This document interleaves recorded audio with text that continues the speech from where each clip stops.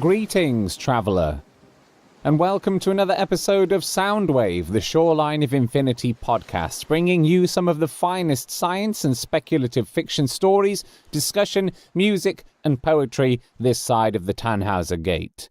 First up, a genuine apology. Genuine because most of my apologies to people are sarcastic and without value. As you may have noticed, or not, probably, I can't imagine, were of some huge importance to you that you hang your life around at the moment anyway. This podcast is coming to you later than usual, and it is all my fault. As you may know from previous episodes of the podcasts, if you haven't listened to previous episodes of the podcast, hello! By trade, I'm a voice actor, producer, and sound designer as a day job, and a very exciting project came up, which naturally, needing to put food on the table, and then food into my hand, and then food into my mouth, and then food down the toilet, I was obliged to take. So exciting, in fact, that I have had to sign 2 different NDAs and cannot mention anything more about it for now, which is really frustrating and annoying for me to bring it up, but I thought you were owed a reason. I suppose I could talk about it when it's released or launched, but I think that's so far down the road that you'll have forgotten all about it anyway, and I'll have forgotten to tell you. What matters, though, is that we're all here listening now, and I'll do my damnedest to make it up to you by doubling down on the releases of the podcast soon, so you get a tasty double shot of sci-fi in your regular podcast latte. Would it be indecorous now, after giving you an excuse to mention our Patreon?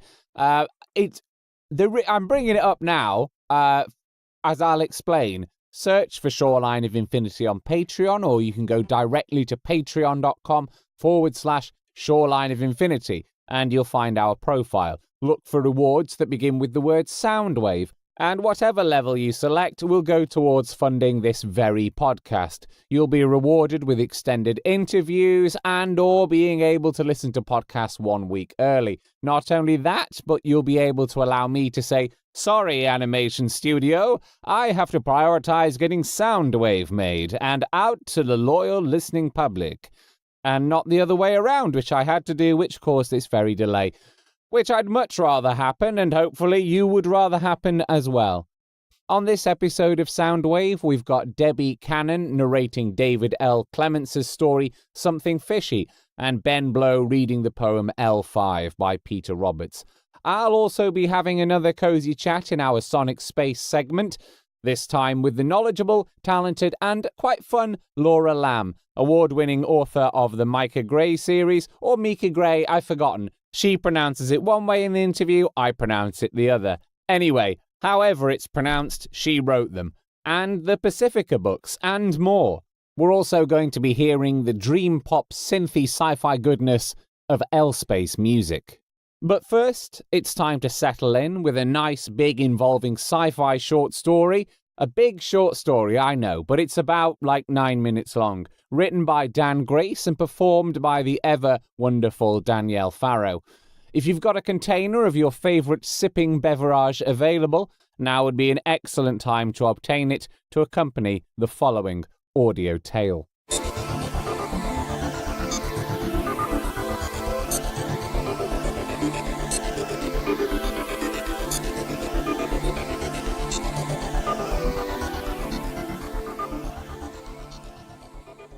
An Infinite Number of Me by Dan Grace. Read by Danielle Farrow. According to Grandma, my mother first died when I was 12. I'll admit I didn't notice at the time, but with hindsight I can spot the changes. She stopped taking sugar in her tea. I had presumed she was on a diet, or that her chronically sensitive teeth had finally worn her down.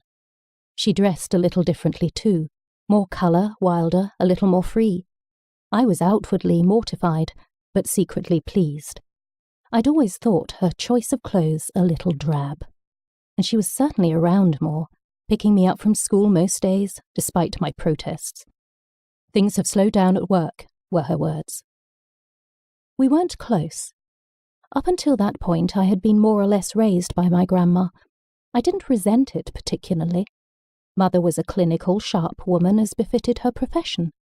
Many of my friends had much more interesting and convoluted family situations than me. Dad had never been more than an abstraction, or an object of confusion, something other people had that I understood in principle, but couldn't see the precise purpose of. Mother had been immensely practical when it came to having a child. The facts of my conception were laid out before me as soon as I was deemed old enough to understand their meaning.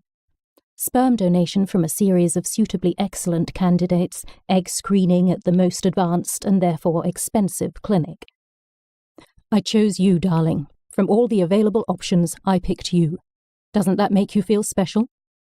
It did, although in a childish way, I sometimes wondered what happened to those she didn't choose. Despite these changes, she still lived for her work. She was a genius, or close to it, according to Grandma. According to many people. She had sailed through school and university. A female physicist is still a rare thing in all places, it would seem, and she made capital from that fact. I remember one particular tearful episode. I was 8 or maybe 9. Mother was late home again. She'd promised to be back in time for dinner, and I, unwilling or unable to understand the importance of her work, had unleashed my full fury at poor Grandma. Undaunted, she reared up at me, finding those extra inches the elderly seem to lose as they go about day-to-day tasks, finger-pointing, wattle of skin below her chin quivering with anger. "You listen here, young miss, you understand this. Your mother cares the world about you. She would do anything for you. Do you understand? What she's doing, her work, she does it for you. So we'll have no more of this. Am I clear?" She was very clear. My young mind couldn't fully understand that there were things greater than my need for a mother at the dinner table, but I knew I was wrong. I've tried to read the papers she published, but they make no sense to me. They don't get to the heart of her work anyway. All that stuff is under lock and key somewhere. Art is my thing, my gift.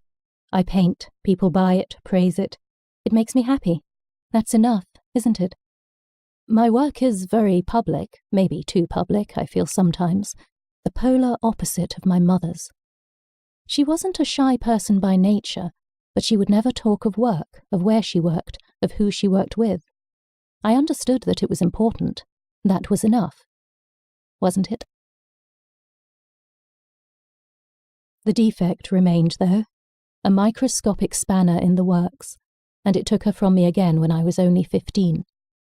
I saw it that time, although I didn't know what it was that I saw. The changes were more noticeable, the differences greater. Coffee, not tea, alcohol in the house for the first time, clothes all too similar to what I was wearing, and a renewed need for contact, for my company, that only infuriated my teenage self. "Why are you behaving like this, Mother?" "Behaving like what, darling?" "Just, you know, following me around, texting me constantly. I mean, just leave me alone." "But I love you, darling. I just feel so lucky to have you. That isn't so bad, is it?" "Ugh, Mother." "What, darling?" And so it went. I still saw a lot of Grandma. She quizzed me endlessly about my mother, her behaviour, her habits, any changes in mood. "Why are you asking me these things, Gran?" "What do you mean?" "I mean, why are you asking me about Mother? You've noticed she's changed too, haven't you?" "I don't know what you mean, darling." "Gran, I think maybe it's the pressure at work, that's all." She smiled. "Nothing to worry about. Nothing to worry about at all." And I didn't worry, really. I was a teenager. Teenagers don't worry about their parents for the most part. They have enough of their own problems, real or imagined, to deal with. Mother died for the third and final time on the day of my 18th birthday, the day I became an adult. Just like that. She left for work and never came back. A car accident, utterly random. I was numb. I was hysterical. I was inconsolable. I realized that I hardly knew her, that I was just on the cusp of being able to get to know her. Yet I carried on. I went to university. I went a little crazy. I moved to London, inevitably. I made a name for myself. I had a succession of nice, but ultimately pointless men. I missed my mother.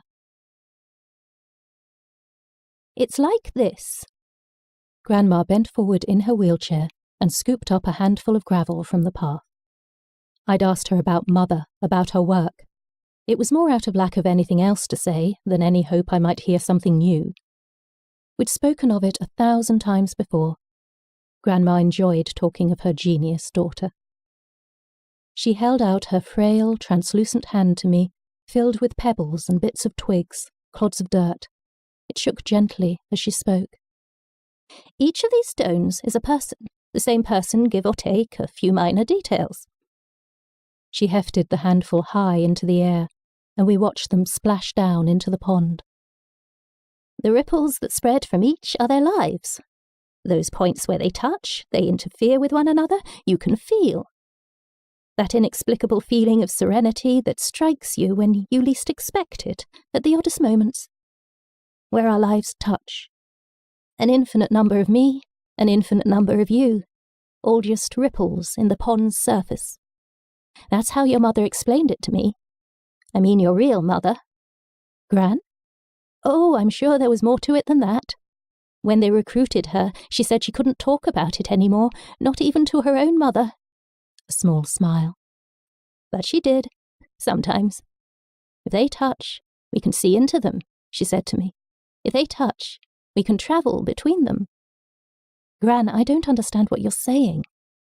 Your mother, darling. She drove a hard bargain. They needed her and she knew it. She was brilliant. There was nothing they could do about her condition, about her heart, but she got insurance. She made them promise. Promise what, Gran? That if she died, they'd bring another her through. I watched the light through the leaves on the old oak. My hand traces the creases in the bark, fingertips brushing lichen and moss. The sun is good on my skin. It soaks through my pores, down through muscle and bone, into the marrow. I feel lifted, inexplicably alive, and I know in this moment that my sister, one of many sisters, is near. I wonder if she knows her mother, our mother, or if, like mine, she too disappeared one day, an empty space left behind, a hollowness that always had been there, muted, but now pushed to the fore. And as the feeling passes, as it always does, I long to reach across the radius of the ripple, to see her, for her to take me in her arms, and for her to tell me that everything is going to be okay.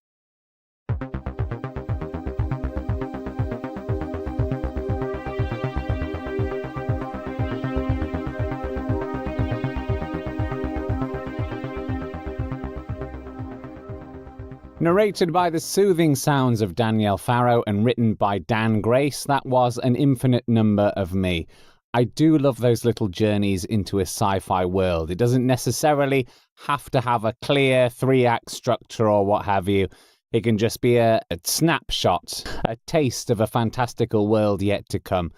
That's the beauty of short stories and flash fiction. It's like cake, but for sci-fi. Fancy some cake? Of course you fancy some cake. Cake is delicious. It tastes great. Everyone loves cake. You always want a bit of cake. Short fiction, like flash fiction and short stories, can make sci-fi like cake. It's a nice slice of something you love that doesn't have to expand into something wider or grander, something that fills you right up till bursting. It's just something you enjoy in the moment, savour its taste, have a cup of coffee with it, and when it's done, feel good from the lingering flavours before feeling guilty about having to do more exercise. Time for some poetry now, and we're going to go straight after that into our Sonic Space interview, this time with author Laura Lam.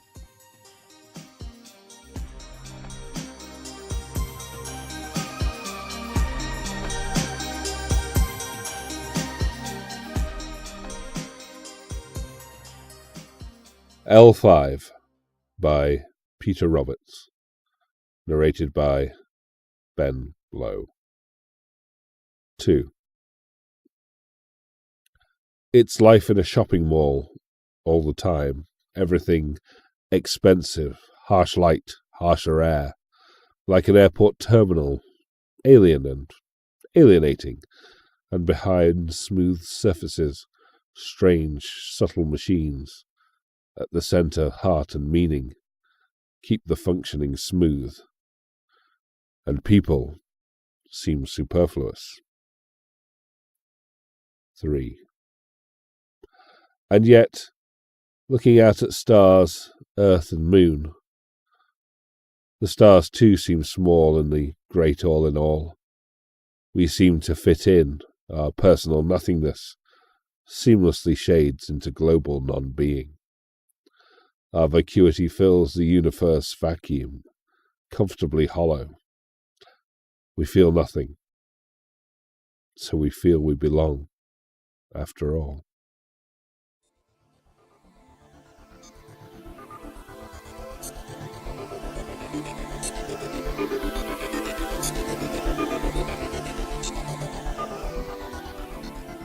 Hello, you're listening to The Sonic Space here with me, RJ Bailey. I'm talking to Laura Lam, originally from California, now lives here in sunny Scotland. She's a speculative fiction author who first became known for her Micah Grey series about a character who runs away to join the circus as an aerialist. These novels are Pantomime, Shadowplay, and Masquerade. Pantomime is also a bisexual book award winner, and it, as well as the following books, have been widely praised. The Vestigial Tales series of novellas and shorts are also set in the same world. She's also the author of the BBC Radio 2 book club section False Hearts and the companion novel Shattered Minds. The short fiction has appeared in anthologies such as Nasty Women, Solaris Rising 3, and Cranky Ladies of History, to name but a few. She's also a part-time lecturer for the Master's Creative Writing course at Edinburgh Napier University, and through researching this intro, I also discovered that gonads is a real scientific term. Laura, how are you doing? I'm good. Thank you for having me around today. Thank you for coming round. Thank you for tolerating my dog. This is the 5th attempt at doing this introduction, so thank you very much for bearing with us there. No problem. The dog is very cute.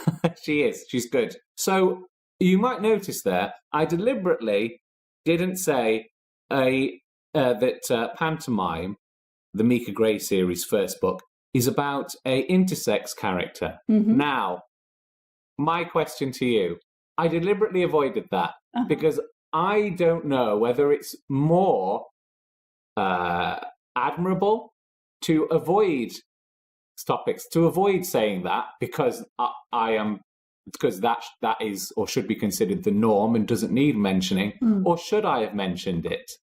I'd say because it's still relatively unusual and uncommon to have a variety of gender and sexuality presentations in literature, either in young adult or speculative stuff. As far as I can tell, I was the first young adult book to have an intersex protagonist, and that first came out in 2013. So the fact that that was the first that recently is not great. There have been more now, so that's nice to see that it's going up. So I think that it should be mentioned because, interestingly, you're not the first person who's been unsure whether or not it should be mentioned. My first publisher actually very deliberately didn't mention that Micah was intersex on the back cover copy because they wanted the reader to be a bit surprised, because you kind of figure it out maybe in chapter 4, chapter 5 that Jean and Micah are not different people. They're the same person. But I never wrote it intending that to be a twist. And so it was a bit of an odd scenario because I understood what the first publisher was trying to do and there was no malice or anything, but it did mean that my book ended up being straightwashed. It meant that people who really wanted to find the book couldn't find it because they had no way to search for it, or people who didn't want to read about that at all and thought it was a star-crossed lovers thing were a bit confused. So when it got picked up by a new publisher, I was very clear that I wanted it to be obvious that Micah was intersex, so that people could find the book. What's straight-washed? Straight-washed is basically what you'd think it would be, where a very queer book is made to seem straight. Okay. I remember when you definitely could not call people queer. That was an insult. No, it's been reclaimed fully now, though. Mm-hmm. Yeah, there's still like some people in an older generation who obviously had it thrown at them as a slur, and aren't as keen on it. But the younger crowd, it's a useful umbrella term because of all the various acronyms. Sure. Actually, can you tell me what you define as queer? Because I've heard several definitions. I guess someone who does not identify as straight.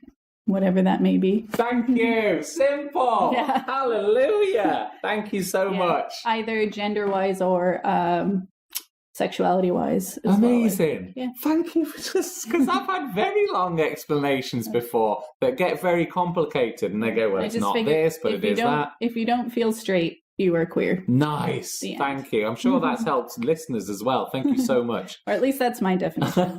Well, you've won the Bisexual Book Award, so you speak with great authority. I guess.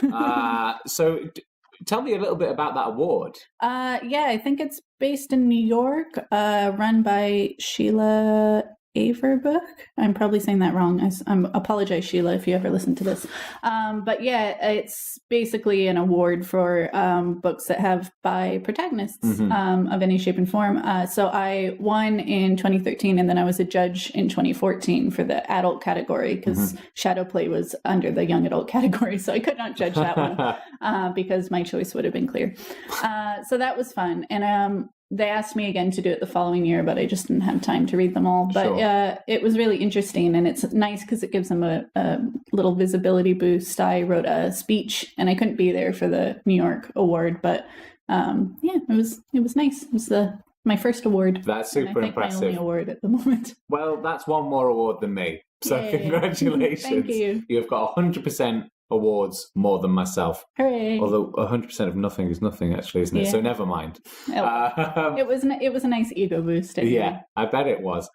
So I'm now very conscious that I am talking to you a lot about gender. Yeah. Do you get sick of that? I bet people ask you about that all the time. Not really. I just I guess one thing I worry about is because I'm pretty sure I'm cisgender. Like I've never questioned my own gender, so I have to be careful that I'm not speaking over people who do. Sure. I do identify as bisexual, so I feel a bit more confident talking about that. But no, I think even if someone is pretty straight or cisgender, I think it's still always good for everyone to investigate the gender roles in our society and the pressures we have. Like toxic masculinity is a huge problem in our society, and why like male suicide is a really I think it's the biggest killer of men in their 20s and 30s. Biggest killer of men in the UK under 40. Yeah. I suffer from depression myself, and I've been suicidal really ill a couple of times. So yeah. It's an epidemic. Yeah, for sure. But and then they don't treat it like that. No, and then on the same side, like the pressure to be uber feminine and to look like this certain ideal. Like I was affected by that, and I was severely anorexic in my teens as a result of that and other issues. So yeah, I think like gender and sexuality has a big effect on all of us, whether or not we are the default or marginalized in some way. Sure. So I can talk about it till the cows come home. And also, before I wrote the Micah Grey series, I didn't know that much about intersex rights. So I did a good 6 months of research before I even started, because again, I'm not intersex, so it's a different it's something I didn't know anything about. And I became just incensed because it's really quite common. It's about as common as people who have red hair. And if you think of all the redheads you've met. Yeah. But then have you met any out intersex people? No. I'm due to interview one, actually. Well, that's good. But yeah, there aren't that many who are open about it because it's so unknown. It's kind of this strange last taboo, even though I don't see why there's any need for it to be. And also, like, still every day an infant is operated on to make their genitals appear more normal because their clitoris is slightly too big or their penis is slightly too small. So, and that can result in them basically being castrated. So we say, oh, genital mutilation surgery is so terrible over in Africa, yet we're doing the same thing under the guise of normalizing babies. Yeah. Sometimes surgery is necessary, but a lot of the time it's not. And then there's a lot of secrecy towards the actual kids themselves. They're not told the truth. They only find out maybe at puberty. Sure. Because sometimes there's a bunch of different types of intersex syndromes, I guess you would call them. So there's one where you are genetically XY androgen and sensitivity syndrome, but you don't have a womb, obviously, but because you don't process androgen in the womb, you develop completely female. Right. So a lot of the times they don't find out until, their period doesn't arrive. Or there's one where you look female as a child and then you go through male puberty, which I imagine is a bit of a shock. That must be so confusing, if not terrifying.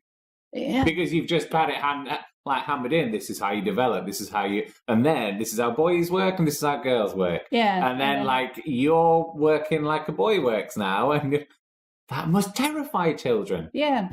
So I think that's something we should also discuss more and be open to, because you have, especially too, there's a big rise in TERFs recently who trans exclusionary radical feminists who are trans women are men, blah, blah, blah, blah, blah, and they're just being bigoted. But and their argument completely falls down when you bring in things like, well, what about intersex people who don't fit the binary or all these other things? So yeah, I'm ranting, but no, I think gender and sexuality is a really interesting facet of our society, and I hope eventually we can just all be a bit more open and fluid and stop putting ourselves in rigid boxes. I fully agree, and I applaud you for saying that. Thank you. Yeah, you deserve that swig of tea, a celebratory swig of tea. No, I fully applaud you for that. If anything, it's just interesting. Yeah. It's a cool rabbit hole to go down. I'm sat here in an Ozzy Osbourne t-shirt. I love heavy metal. Mm-hmm. To me, it's like heavy metal. Like, you can go, oh, there's heavy metal and there's, hair metal. But then you can go, then you get deeper and there's speed metal and then there's power metal and there's neoclassical metal. I've not heard of most of those. But there we go. And then there's death metal and melodic death metal, progressive death metal. And there's all these different things. And Lemmy himself, R.I.P., would say, it's all just rock and roll. And I agree. I kind of see gender like that. It's interesting to kind of go and explore these terminologies. Yeah. But so it brings you delight in a way. And I find that with gender kind of stuff, it really interests me. I find it fun and cool to know there's all these different facets of life out there. But at the end of the day, it's all just a thing, isn't it? It's all just rock and roll. It all comes under the umbrella of just whatever, man. Yeah, humanity. Yeah, it's all good. Humanity, exactly. Yeah. It's all just humanity. So when you were first setting out to publish or write the first book, were you like nail biting all the way through? Were you expecting, because you don't identify as intersex yourself, you're not intersex, so were you worried about a backlash here? I was. Back then, the conversation was quite different. Like now, people, there's We Need Diverse Books movement in YA. There's a lot of discussion of representation and in literature that there wasn't back then. I mean, not to the same extent. There always has been. So I was a bit nervous, but I didn't really write it expecting it to be published, to be honest. Actually, fun fact is that I wrote 80,000 words of Micah Grey as an adult, 10 years older, as a private investigator in Alada, which is awful and will never see the light of day. It had a bat monster in it, which was cool. I might recycle the bat monster. But it just wasn't working. It turns out writing a mystery your first time round is very difficult. Yeah. And I could just recognize I didn't have the craft or the skill yet to do it. So I decided I would write a short story about Micah Grey joining the circus as a teenager. And then I got carried away. But the short story, it just kept getting gradually longer. Sure. Initially, it was like 20,000 words, and then I kept adding more. And eventually, it became novel length. So I kind of wrote a novel backwards, sort of, or in a strange roundabout way, because I wasn't really sure what I was doing. And then there was this call for open doors from Angry Robot Books, and I was like, oh, I'll give it a try. The book was not quite finished, which I didn't realize was a big no-no. I was 2 chapters from the end. Right. But I wrote so don't do this. Don't do it. But I ended up writing my summary letter, which was also not very good, and the first 5 chapters, and I sent it off fully expecting for them to say nah. But to my surprise, they requested the full manuscript 3 months later. And by then it was done pretty much. So good job, me. Thank God. So I sent it off. And again, I was like, oh, they're not going to want it. They're not going to want it. And they were like, we really like it, but it's got some issues. So they gave me a revise and resubmit. So they gave me basically editorial notes. And then I gutted it. Like it used to be chronological and I added in the flashbacks. I made it longer. I added more magic. And that was when it really became like an actual book you could read rather than gentle thought experiments about the circus, I guess. So yeah, and I was nervous, but there was a little bit, like, because every book has its reader, there were some people who had some issues with my representation, but for the most part, most people seemed to be pretty happy. I even made friends with an intersex reader who read the third book for me, which was really nice. Oh, so good. They gave me some really good feedback and things like that. So, and also there were a couple things that I didn't get right the first time that I was able to fix when it got re-released. Nice. So that was nice too. Yeah, I bet. So tell us a little bit about the world of these three books. So I'm really interested in genre blending as well, because I also think that genre are these artificial boxes and it's much more interesting when you smash everything together. So a lot of it feels very fantasy and it's marketed as fantasy, but it's actually science fiction and fantasy drag. So there is no magic. There is only advanced technology that's been left behind by a previous civilization called the Alder. No one knows what's happened to them. But so they've left behind things like laser guns and very science fictional things, but to the people in the world, it's magic. They don't know how it works. And if it runs out of power, if the battery eventually goes dead, they have no way to fix it. They have no way to do anything about it. Sure. So it's a diminishing resource. It's probably an oil analog. And so my main character, Jean, is raised as the noble daughter of a family that's very high regarded. And she has to be very feminine, and she's about to have her debutante ball, and they're trying to marry her off, and she really doesn't want any of this because she knows that she's different, and she's afraid people are going to think she's a freak or a monster, and she's very nervous about it. She's not sure what she identifies as. And she ends up overhearing how her parents are going to fix her to make her more marriageable. So she is basically like, F that, and runs away and joins the circus presenting as a male aerialist named Micah. So reinvents himself. I kind of tend to go to that pronoun by then, but I'm happy if people want to call Micah they as well. And then life in the circus is difficult. There's hazing, there's the hierarchy, and there's also people coming after Jean as well. Right, okay. So it's a bit of mystery magic that's not magic sort of thing. There's probably a famous quote, isn't there, about Arthur C. Clarke. There's magic and indistinguishable. Arthur C. Clarke, any sufficiently advanced technology is indistinguishable from magic. Is it set during a time period which is similar to maybe one of our time periods? Yeah, I based it on Victorian Scotland, but randomly there's some Greek stuff mixed in there too, because that seems like a good idea when I was 19. Shit, you wrote it when you were 19? 19 and 20. Fuck, that's amazing. Yeah, congratulations. Thank you. Came out when I was 23, I think.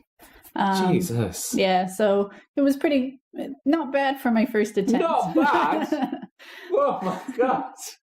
Everyone give up now. Nah. You'll never make it. This is it. I don't know. This should be demoralizing for you. I don't know if I've made it yet, technically. That's the thing. The goalposts always shift. I'm friends with some people who are like mega bestsellers and basically millionaires off their work. And I feel very much like the little kid at the big kids table when I hang out with them. No, you're a professional storyteller. You've made it, as far as I'm concerned. That is making it. Yeah. Done. Tick. So this is a fantastic kind of world you've described. And you've explored it in 3 books. But not only that, but the vestigial tales. Yep. Did you come up with the world first? Or was this a story, the character first? I came up with Micah first. It sounds flippant, but I couldn't decide what gender to make my main character. So I thought, why not both? Nice. Which does sound flippant, but then I spent a good 6 months researching and thinking about that. And then I built up the world around him, again, as an adult. So it meant that my first 80,000 word book that was not very good was basically how I developed the world and the system of nobility and how everyone interacted. It used to be an empire, but the colonies seceded, but not through a super bloody war, and there was no slavery. The colonialism was slightly gentler than in our world because I didn't want to touch on slavery or anything like that. Sure. So there's a bit of xenophobia, but not outright racism in the same way. And there's still tension with the former colonies, especially because Alada relies heavily on imports because it doesn't have many natural resources, but it had the most vestige, which is the magic / tech left over from the Alder. So there's a power imbalance that builds towards a potential civil war later in the series. And when you say your first book of 80,000 words, are you referring to the adult Micah Grey adult book? one? I think it was called The Shadow and the Searcher, which is a terrible title. Is it? It doesn't really work for the book. Okay, fair enough. You know the book more than me. Because the Shadow was a private investigator. But I don't know why I said searcher. I think that was the name of a detective in the world. I don't remember. It's been a while. Fair enough. So you were genre blending right there even further, weren't you? Adding a bit of mystery PI as well. kind of stuff in there. And I think it was just too much. It didn't really work. But have you always been interested in genre blending? I think so. I don't think I ever write something that's very, very clearly in one box. I think everything blends a little bit. Like my space opera is more the Star Wars approach, where it's kind of more science fantasy-ish rather than hardcore tech. And the Pacifica books are thrillers in the near future. And I'm taking a break now, but I was writing a book that's not speculative at all. That's based on my family history over 3 generations. So it kind of blended contemporary and historical. Okay, so tell me a little bit about this space opera. Yep, so that's Seven Devils, and it'll come out in summer 2020 because publishing timelines are slow. But I really love it. It's basically Mad Max Fury Road set in space. Cool. So it's 5 women smashing the patriarchy, pretty much. And the 2 main girls, it's co-written with my friend Elizabeth May, and she wrote Eris, who is basically if Princess Leia was raised by Darth Vader along with Luke, and then woke up and was like, this is horrible, and leaves and joins the Resistance. But Luke turns very Kylo Ren, and she basically has to take him down. Is this deliberately inspired by Star Wars? Or are you just using it wasn't deliberate, but I don't think it's possible to write a space opera without being a bit influenced by Star Wars. Sure. So, but it's a useful shorthand. Or perhaps even a used sci-fi universe without being influenced by Star Wars. Yeah, I think so. And yeah, it's kind of Greco-Roman inspired in terms of its like opulence, like, you know, the aesthetics of Jupiter Ascending with the like evil space vampires. It's like that, but without like the random dragon man in a leather coat and space werewolf. I think he's a dog, is he not, in the leather coat? I could be wrong. No, he's definitely some sort of reptile that gets punched in the head by Channing Tatum. That movie was bonkers. I still loved it because it was just so weird. Space bees, why? I don't know. Why not? Why not? I heard there's a great line, I don't know where I heard it originally years and years ago. It says, instead of asking why, instead ask why not. I think it was flippantly, actually, now I remember it, it was flippantly used when talking about the Iraq War. And it was sarcastically saying, instead of asking why, ask why not. And that kind of humour appeals to me. It sounds like feminism plays a big part in your writing then. Yeah. Smashing the patriarchy. Yeah, You've also appeared in the anthology Nasty Women. Yeah. Or people probably already know where that title would have come from. Yep. Is that something you deliberately explore, or is that something that just is just so part of you that it just comes out whether you wanted to or not? Yeah, like, because I have always thought women were equal to men, therefore I'm a feminist. The end. Yeah. So Yeah, like the Pacifica books are very feminist because cyberpunk historically is kind of misogynistic in my experience, and that annoyed me that the women are like these prizes to be won in like some video game scenario. Looking at you, Ready Player One. So I think that came out in those books, and then Seven Devils was very much a response to Trump and just the Me Too movement near the end. Like as we were revising, Me Too was all coming out, and we were like, oh wow. So yeah, I don't think there's a way, because I think all writing is political, so your politics are going to bleed into everything. Even if you're writing through various characters who are going to be very different to you, you still will have this underlying purpose of what you believe in and what is important to you. So I particularly enjoy grim, dark, dystopian science fiction. I'm a huge fan of the fictional world of Warhammer 40,000, that most cool and trendy of hobbies. And the Imperium of Man in that is extremely fascist, extremely right-wing, horrendously bureaucratical, incredibly religious and zealous. And I find that, and I'm the opposite of that. Yet I kind of get caught up in it and enjoy being those characters. And I enjoy also characters in superhero fiction, like Batman, like the Punisher, who come down and they just beat people up furiously without judge or jury. In the case of the Punisher, just kill them. And that excites me. Yet that's the opposite of me. Why is that then? Because you talk about like your thoughts come out in your writing and your ideas. But if I was to write something, I would probably write something similar to the Punisher. Well, for you then it's escapism, and it's the freedom to imagine not being confined by the rules of society. I think, like, I'm reading a book just now that's theoretical. It's Fantasy and Mimesis by Catherine Hume. I think it was written in the 90s. And it's like a very theoretical look of like, why are we interested in fantasy? Why has fantasy been kind of like sidelined in society and denigrated as just escapist literature and not worthy of like the canon in the same way other books by like dead white men have been. And it was really interesting because it just looks at all the different types of fantasy and how you have like didactic fiction that kind of lectures at you moralistically versus revisionist fantasy that gives you the tools to imagine a different world, or fantasies of vision, fantasy of illusion, all that kind of stuff. And it was really interesting to just see how she systematically categorized fantasy, because we kind of tend to just lump everything together. Sure. Tell me about the Pacifica series. How are you turning the very male centric cyberpunk movement into something more feminist?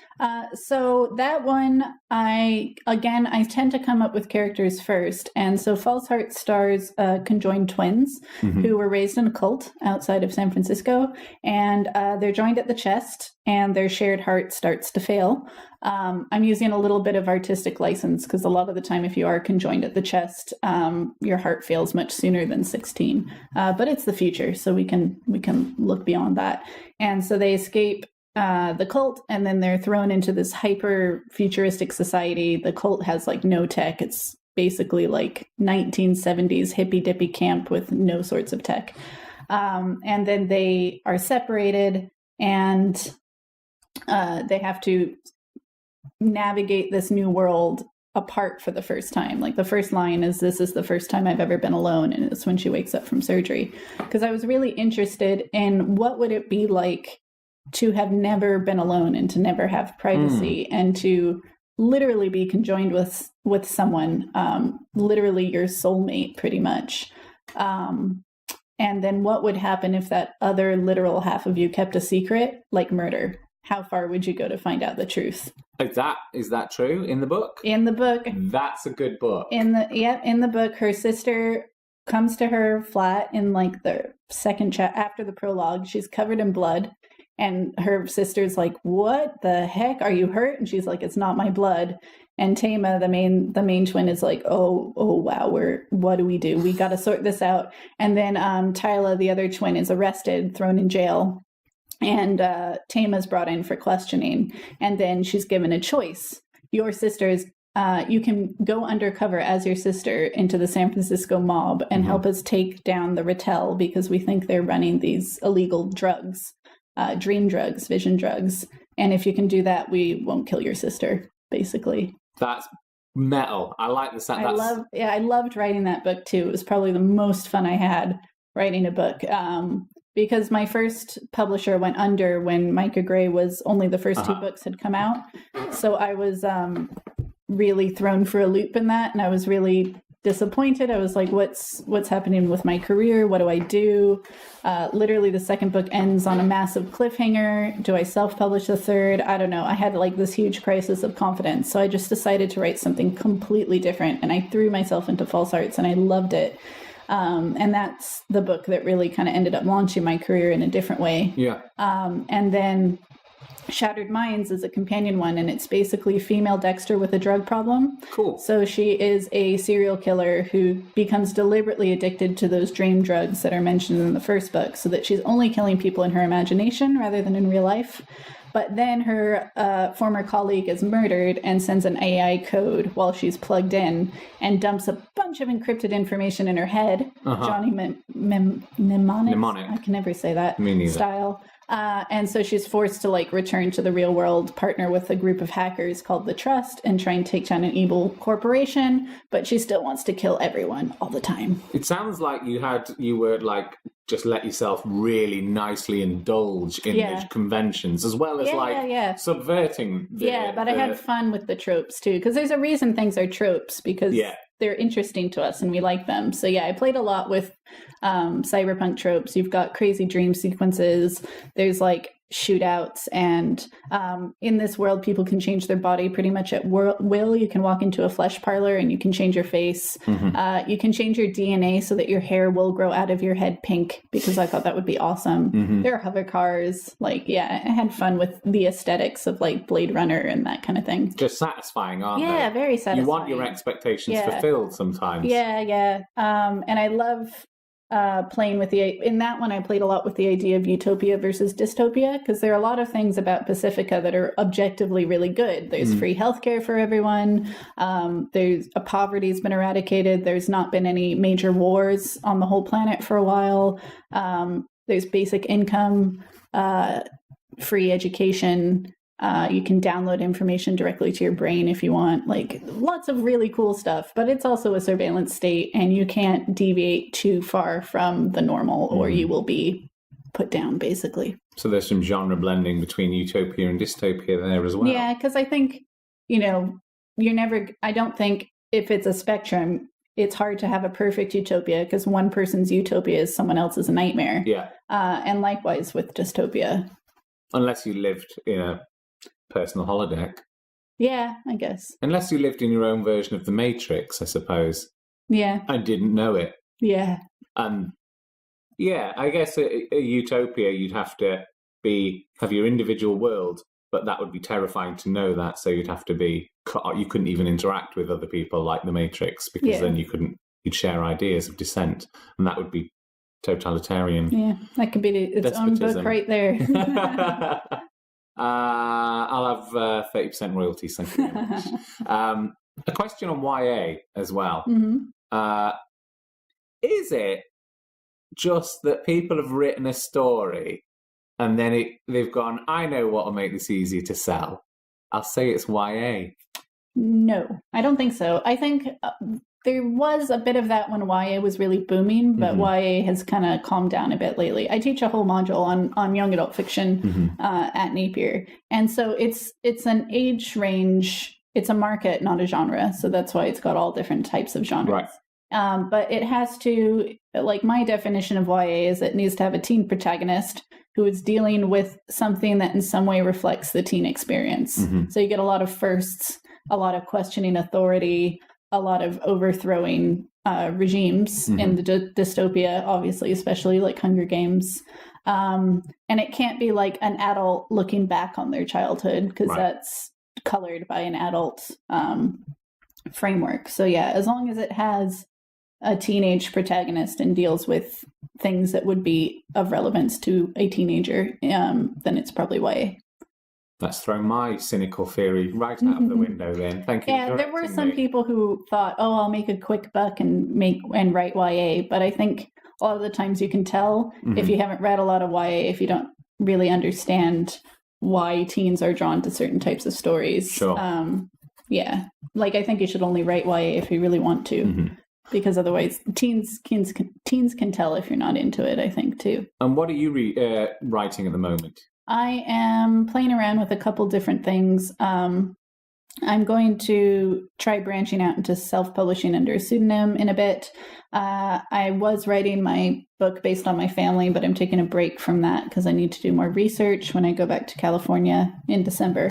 So I'm going to start brainstorming a dragon book. Because I've loved dragons. Like, Robin Hobb is my favorite author of all time. Her Realm of the Elderlings series is great. If you haven't read them, start with Assassin's Apprentice and thank me later. And I also really loved like Dragon Riders of Pern when I was a kid. They haven't aged super well, but I still really loved them. And I read Aragorn, which again also hasn't aged particularly well. But I just really like the idea of, you know, basically these huge dinosaurs that we've put in fantasy, and I want to try and do my own spin on them. What kind of dragons will you be including? I'm going to give my dragons feathers because dinosaurs have feathers, so I think we can give dragons some feathers. And I think the Chinese dragons tend to have some feathers on them.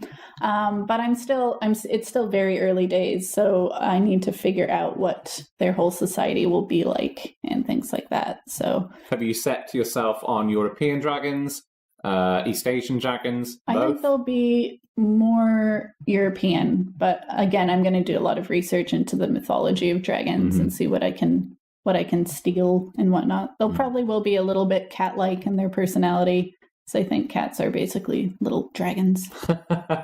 Or parrots, I guess they're also dragons. That's really cool. Parrots can be little assholes. So. I find it really inspirational as well that you say, I want to write a book about dragons. I love dragons. And you're a serious, proper author. And I think a lot of authors might be maybe a little bit scared to say, I want to write. Like, a lot of people I've spoken to, not on this podcast, but at events and things, they want to explore the human experience and what it means. Yeah, I mean, I'll do all that too, just with dragons. But they won't start with dragons, which I really like. I find that very admirable. So that's a very exciting thing you've got coming up. It'll be a while. I'm still percolating it. I haven't even started writing down my brainstorming yet. Well, then that's just more time to think about dragons. Yeah, pretty much. And who doesn't want to think about dragons? Yeah.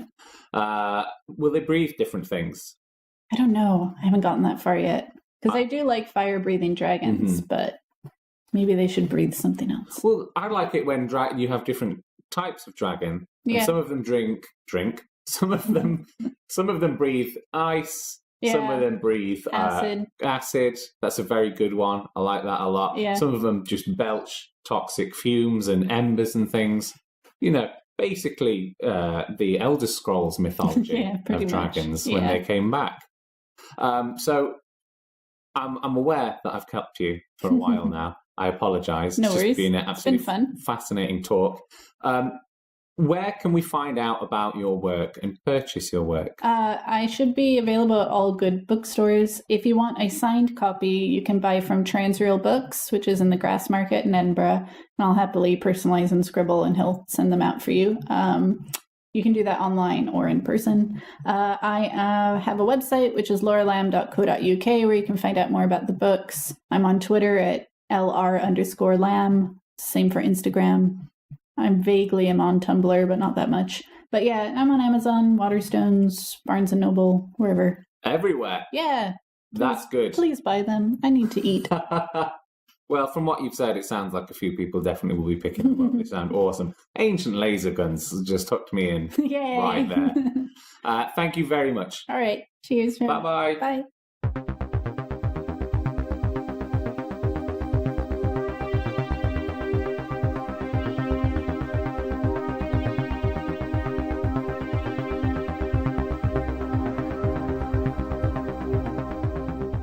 And if you want to read Laura's books, the best place to head is over to her website, lauralam.co.uk. And that's lamb without a B at the end, unlike the animal, which has a B at the end.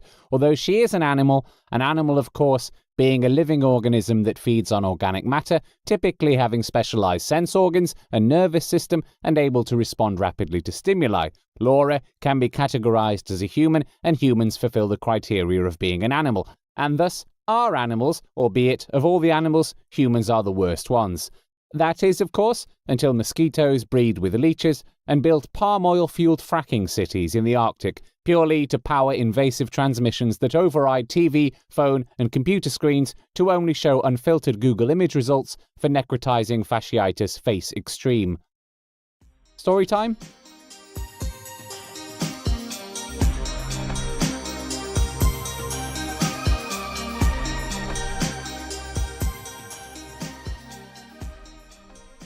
Something Fishy by David L. Clements.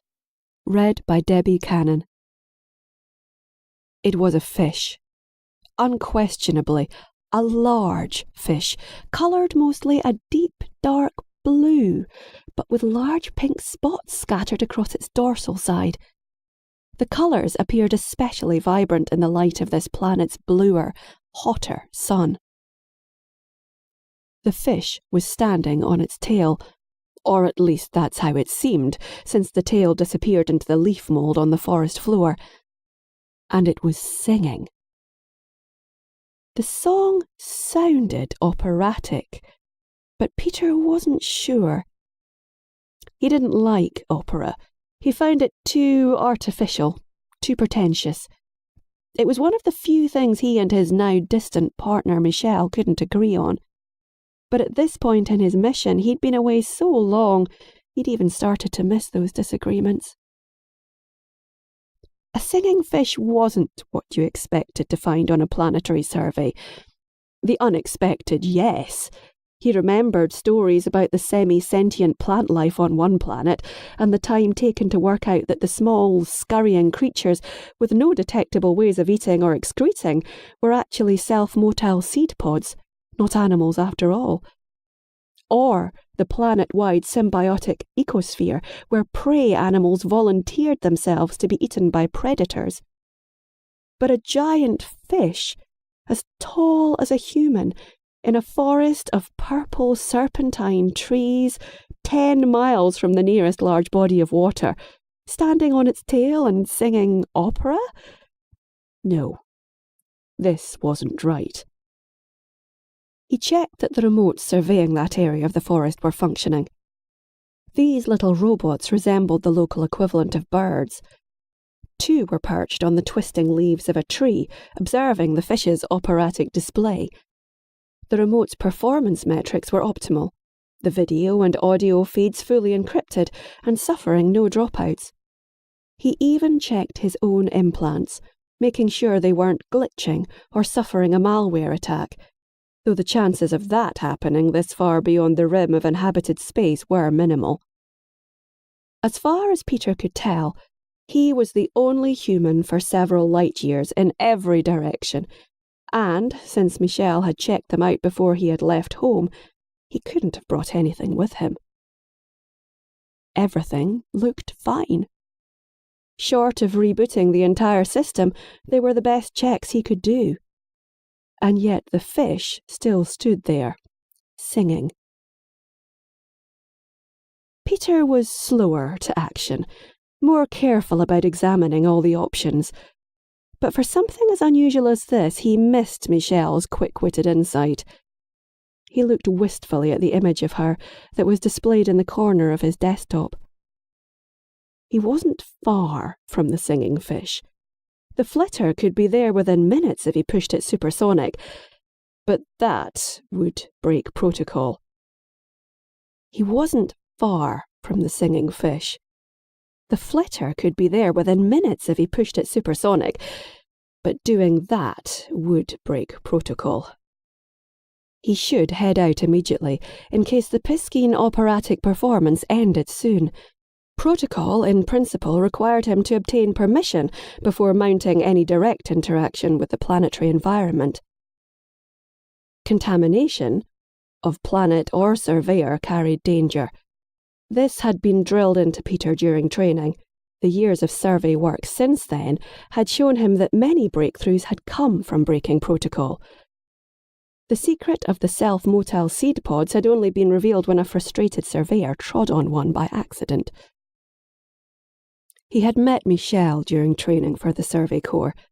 She was French, one of the European Union's recruits, while he was from the US. All of them had been eager to explore the frontier, but she and Peter had bonded because they were also fascinated by alien biology. The Survey Corps' main job was locating targets for colonisation, but it was just as important to catalogue the infinite variety of life in the galaxy. And that's what really motivated Peter and Michelle. Finding those planets that should be avoided, those that should be protected, and identifying the few biospheres that could peacefully coexist with earthly biology. That was why Peter was out here, on his own because of cuts. He had protested against them the last time he had been home, but to no avail. The cuts, combined with undiminished ambition, meant the Survey Corps was spread thin across the myriad planets beyond the frontier. A message to headquarters about the fish, and a request to make direct intervention, would take days to traverse the galaxy's wormhole network, and longer to make its way through review panels and risk assessment groups. Peter could make his own decisions in emergencies, or in exceptional circumstances. He'd got to know the biology of this world pretty well. He was currently in the tropics. Not that they lived up to that name. He had spent 3 months in the frigid Arctic wastes, which got far colder than the Antarctic, but still managed to support some life. The tropics were teeming in comparison. He'd found that the basic building blocks of life on this planet were similar to 1,000 others. Long-chain molecules, not DNA but similar, stored genetics, while amino acids in various configurations were the building blocks of protein analogues. The planet was comfortable enough for colonisation, especially, thought Peter, in the tropics, and compatible enough biologically that it would work. You couldn't get much food value from local species, except as indigestible roughage, but nothing was actively poisonous to earthly biology. Human food crops could be grown, and much more besides. On that basis, the planet might be slated for a more detailed and a more intrusive examination. If there were intelligent life here, or something unusual that Peter had yet to spot, then things could be very different. Unusual biology could earn the planet protected status, and if he found any signs of intelligence, he'd have to pull out immediately and wait for the first contact team. The singing fish was definitely odd, and might even be a sign of intelligence, and that would certainly make these circumstances exceptional. If Michelle were in his place, she would head out immediately. She kept telling him he was too cautious. He reviewed the incoming data, sinking into the virtual reality his implants built from the remote signals. The fish was still there. It was singing what he thought was an aria. He had to see it, and hear it, for himself. Decision made, he rapidly stuffed himself into one of the suits needed for protection from the local biosphere. The suit would also protect the local ecology from the earthly biosphere Peter carried around and inside himself.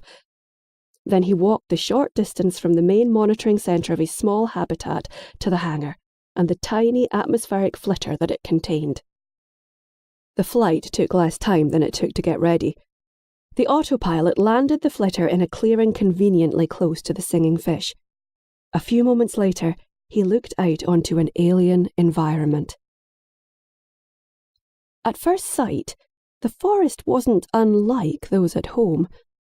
Tall tree analogues, ground-covering plants, and decaying leaves spread all around.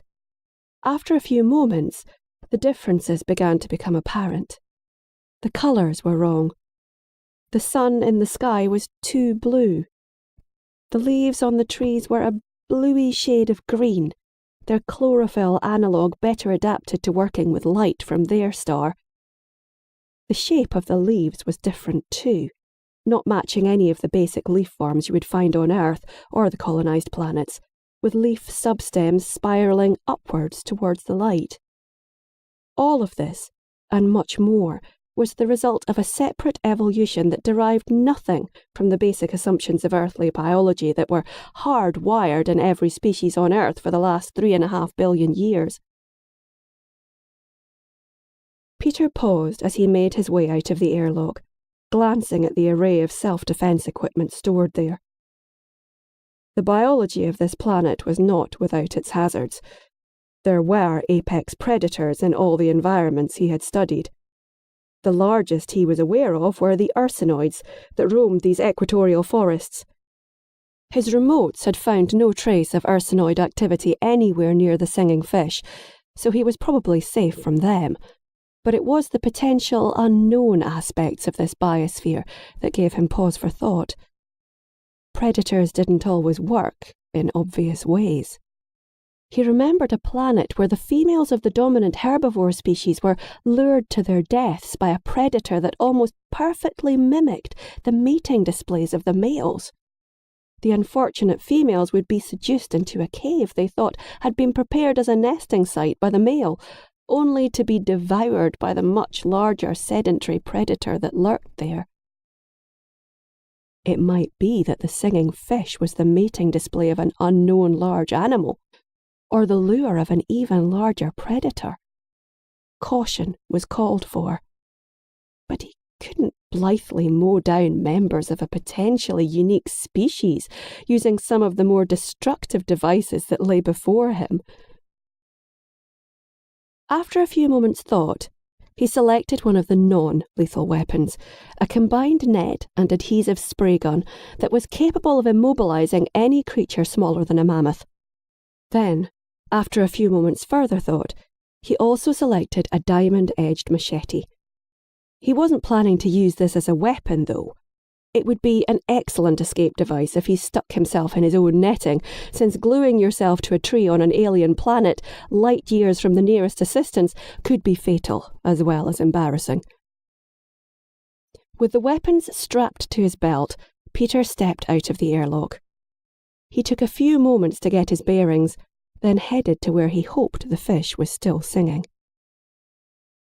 He heard it before he saw it. The fish's voice ranged from a deep, profound bass to the clear crystal tones of the best soprano. He paused to listen before he stepped into the clearing to see the fish for himself.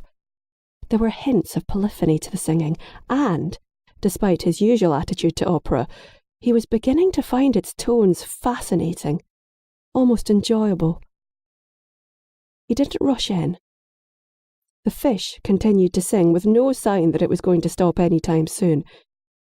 He circled the clearing, using the scanners in his suit linked to those in the remotes that watched from above. Terahertz radar in the remotes probed the ground around the fish, looking for any evidence that it was part of some larger, nastier predator.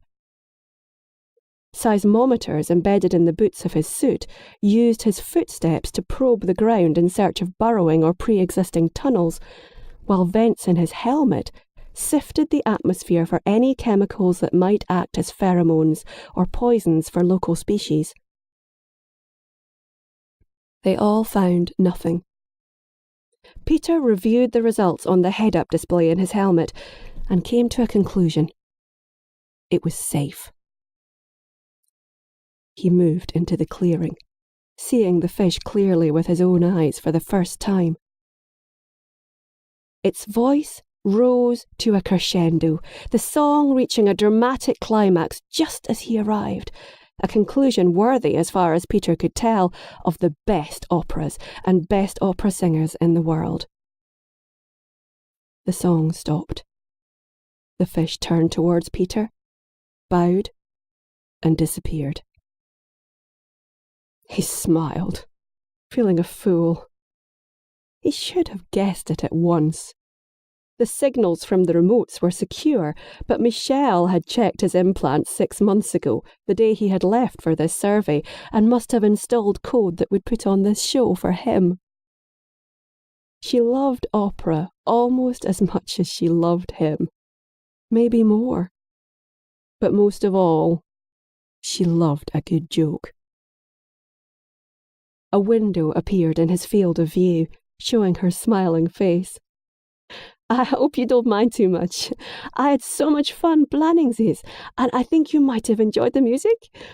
And now it's only 3 more months until we are together again. His smile broadened. Why a fish? He asked, as the recorded message paused, almost as if Michel had expected him to ask a question.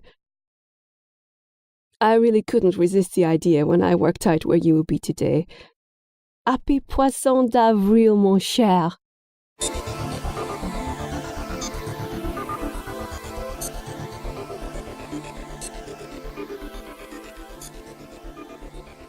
That was Something Fishy, narrated by Debbie Cannon and written by David L. Clements, who we've actually got lined up as a Sonic Space guest later in this series. To play us out, we're going to listen to L-Space. Strung between Edinburgh, Glasgow and the Athena Stella Archipelago, L-Space create unique dream pop soundscapes using dreamy guitars and retro-futuristic synths, interwoven with grooving bass, catchy beats, and Lily's ethereal vocals. Following the critical success of their debut album Kipple Arcadia, I have no idea what that means. Please, at RJ Bailey, L-Space return with an ambitious new project, Music for Megastructures. Music for Megastructures is a score to a city that does not yet exist. Indeed, I don't think there are scores for cities which actually do exist. So it's remarkable on two fronts. The city it's a soundtrack to is of unimaginable scale, strange technologies and diverse characters. The music is cinematic in scope and scale, combining influence from the likes of Henrik Gorecki and Philip Glass, with L-Space's unique brand of utopian electropop. It's a used universe, beautiful in its imperfection. The album is split into 4 chapters. Travel brings the listener into the city, descending from above on an as-yet undiscovered technology with deep, crushing synths and squalling sirens. Work explores the dramatic alienation of a fully automated workforce. Bored robots sing to themselves, while workers do what they can to stay relevant. Health employs utopian strings and optimistic tones to examine the effects of longer lifespans and transhumanism. The album closes with Life, a glimpse into the nightlife of the city, virtual reality gambling, automaton jazz, and neon billboards advertising unobtainable products. Music for Megastructures is a statement of intent from L-Space. They're here to soundtrack the future, to make the present a bit more beautiful. It's currently on wide release on all major digital platforms. Of course, I don't know why I said wide release. The fact they're digital platforms implies that they're wide, as in accessible from the internet, which is as wide as it gets. The track I've picked to play out with is Morning Traffic Overhead, which isn't too science fiction if you live near a bypass. I've been RJ Bailey, and I will see you in the next episode of Shoreline of Infinity's Soundwave, released generally the 1st and 15th of every month. However, hands up. Yeah, work got in the way. But like I said, if you go to the Patreon, if you like what we're doing, then please consider subscribing to one of the Soundwave levels. That money will go towards me being able to produce this way more regularly for you and of a higher quality. So I can say to unexpected offers from animation studios, sorry guys, the Travelers of the Stellarcon Later Guild gotta get their Soundwave. If you want to chat with me on Twitter, you can do at RJ Bailey, at RJBayley. It's not the normal spelling. I have to spell it out in an audio format. It's the bane of my entire existence. And if you want to advertise on Soundwave, it's RJ Bailey at shorelineofinfinity.com. Until next time, I will see you in the sound wave.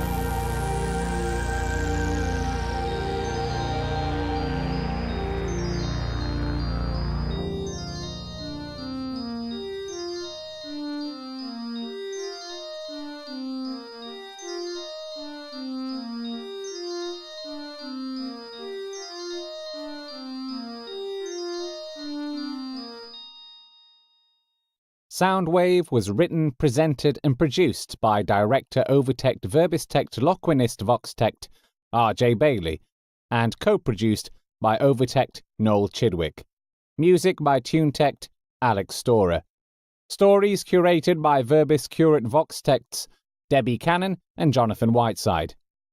An Infinite Number of Me, written by Dan Grace, narrated by Voxtect Danielle Farrow. L5, written by Peter Roberts, narrated by Voxtect Ben Blow. Something Fishy, written by David L. Clements, narrated by Debbie Cannon. All stories and poetry produced by R.J. Bailey. Sonic Space was produced and presented by R.J. Bailey. Laura Lam's books can be found via her website, lauralam.co.uk. Morning Traffic Overhead by L-Space is from the album Music for Megastructures on Last Night from Glasgow. Their website is l-space.co.uk. Artwork by Iliotect Mark Toner. You can find Shoreline of Infinity's website at shorelineofinfinity.com. 66.6% of the psychic energy generated by this podcast will be donated to the survivors of the 236th Greygast Cyclin Intersector War Fund.